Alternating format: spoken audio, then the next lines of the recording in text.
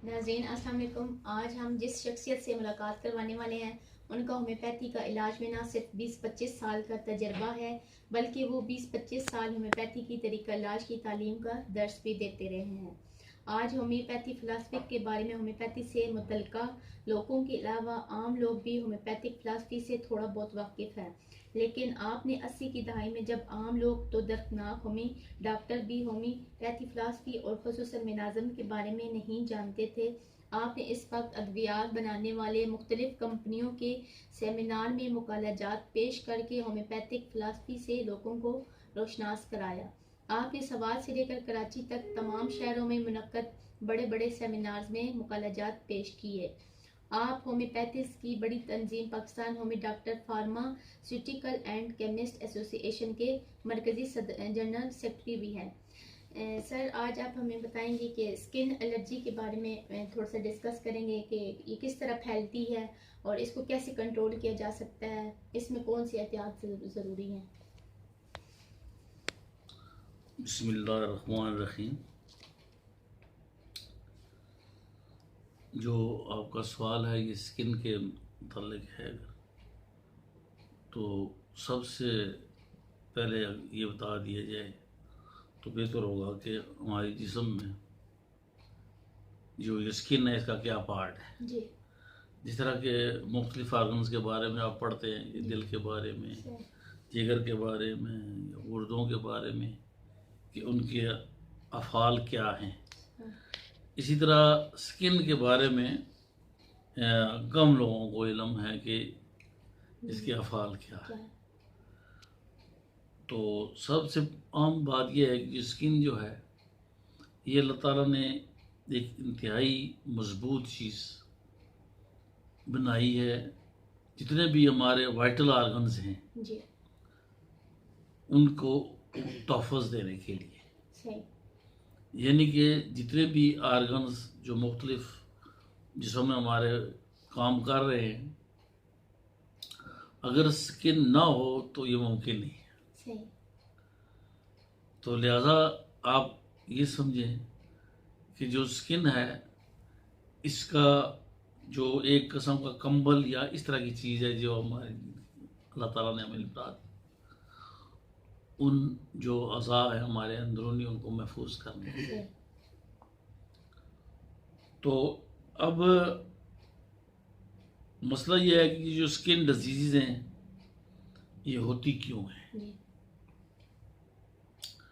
ज़्यादातर जो skin disease हैं वो हमारे जो अंदरूनी अज़ा हैं उनके जो ख़राबियों की वजह से होती है। अल्लाह ताला का जो निज़ाम है वो बहुत बेहतर जानता है हर चीज़ को। लिहाजा जितने भी नाजुक अज़ा हैं उनमें जो ख़राबियाँ पैदा होती हैं वो स्किन पर ले आते हैं। तो स्किन दरअसल मैं ये समझता हूँ, मेरे नज़दीक जो भी अलामात, साइंस एंड सिम्टम्स दोनों हमें स्किन पर मिलते हैं, उनकी अहमियत बहुत ज़्यादा है।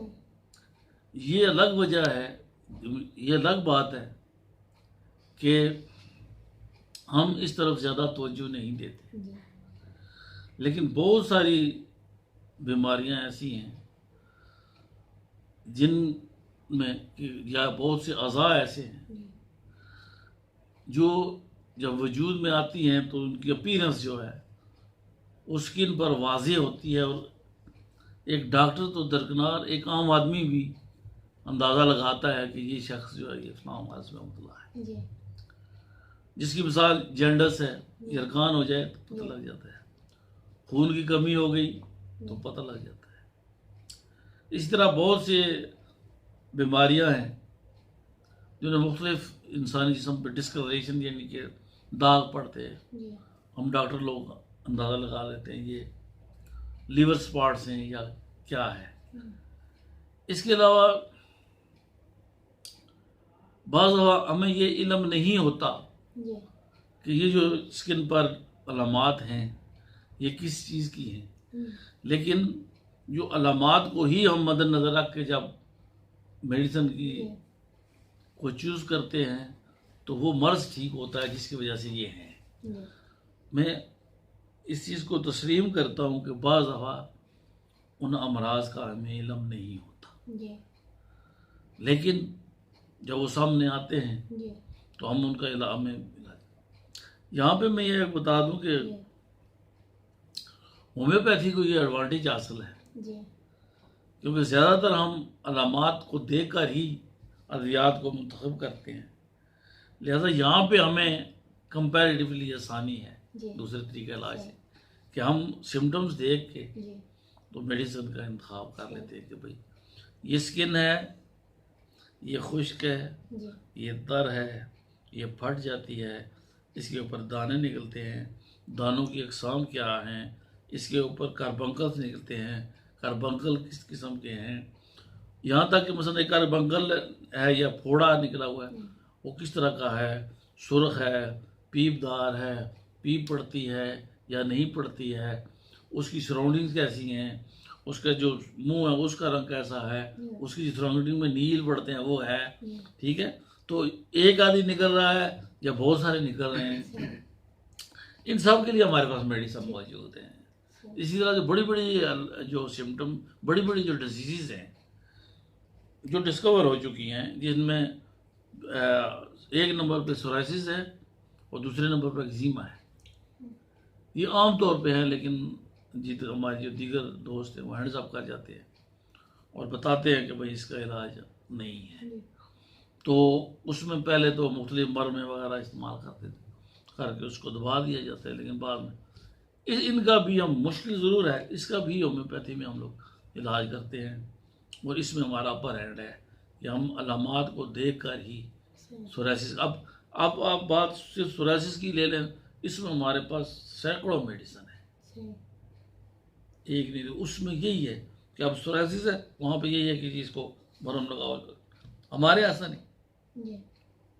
सर्दियों में ज़्यादा तकलीफ होती है, गर्मियों में तकलीफ होती है, बाहर में ज़्यादा तकलीफ होती है, किस मौसम में ज़्यादा तकलीफ हो रही है, और तकलीफ जब होती है तो वो सोराइसिस सिर्फ ड्राई है या वेट है, उसमें कोई ख़ास किस्म की सिक्रीशन पैदा होती है, सिक्रीशन किस किस्म की है, आया वो दूसरा आम पीप की तरह है, पानी की तरह है या शहद की तरह है, इस तरह जिस तरह भी होगा उस तरह की हमारे पास मेडिसिन है।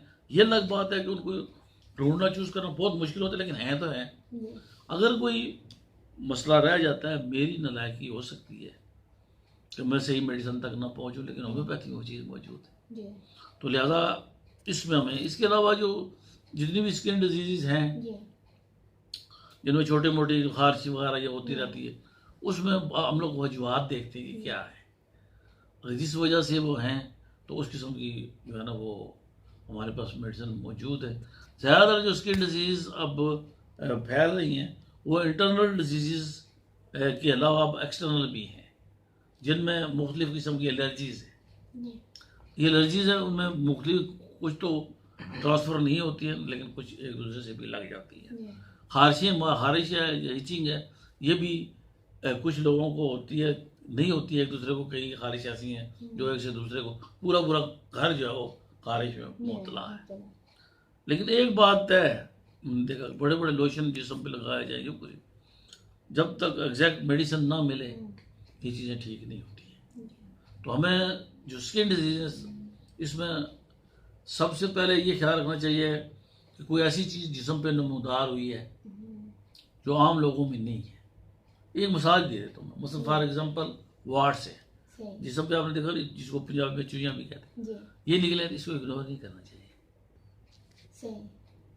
क्यों निकली है, सबको क्यों नहीं है, कुछ लोगों को क्यों है, जिसको हुई है ये, देयर इज समथिंग इनसाइड, इंसान जिस्म के अंदर कुछ बात तो है ना, उसने इनहेरिट किया है, उसके वालिदैन से आई है या उसी को हुई है या क्या हुआ है, कुछ तो बात है ना। ये अलग बात है, हम उसके चलो शुरू में बताया हमें इल्म नहीं क्यों हुआ है, लेकिन उसकी हमारे यहाँ तो मेडिसिन मौजूद है, लिहाजा वो मेडिसिन दे के ठीक है। ये मतलब वार्ड्स हो गए, स्कार हो गए, या मुख्तलिफ़ किस्म के जो डिस्कलरेशन ऑफ स्किन होती है वो भी, उसको हम हमारे यहाँ यही एक बहुत वसी वसी तादाद मौजूद है मेडिसिन की, जिन्हें हम देते हैं। तो अमूमन वैसे चाहिए ये कि जब भी इबादत हो या वबा होती है सही तो हमें चाहिए कि अपना घर में अपना तौलिया अलग, साबुन अलग, इस तरह प्रिवेंटिव मेजर्स जितने भी हैं वो होने।